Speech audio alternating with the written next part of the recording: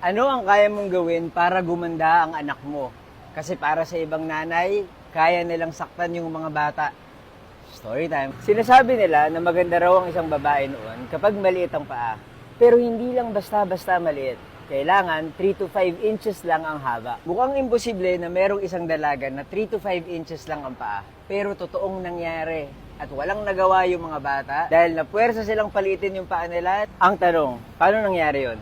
Ako nga pala si Budget, mahilig ako mag-story time. Kung di nyo pa ako pina-follow follow nyo na ako. Ang mga maliliit na paa na to ay tinatawag na lotus feet. At karaniwang tinatawag na golden lotus ang mga babaeng merong ganitong kaliit na paa.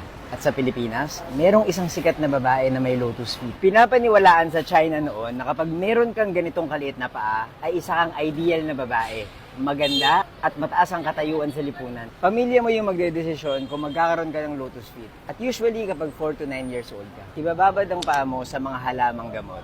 Tapos, pipilipitin at babaliin para magmukhang halaman na lotus. Tapos babalutin ng mahigpit sa tela para humulma. Bubuksan lang yung tela para linisin. Magtitiis yung bata ng ilang taon hanggang sa magstay yung form at makuha nila yung gusto nilang itsura. Sobrang sakit nun para sa mga batang babae. At bukod sa risk of infections at sugat, hindi na magiging maayos yung paglakad ng mga babae hanggang pagtanda nila. Nagsimula to sa China nung 10th century at nagsimula lang tumigil nung 17th century dahil may mga gustong mag-ban ng practice na to.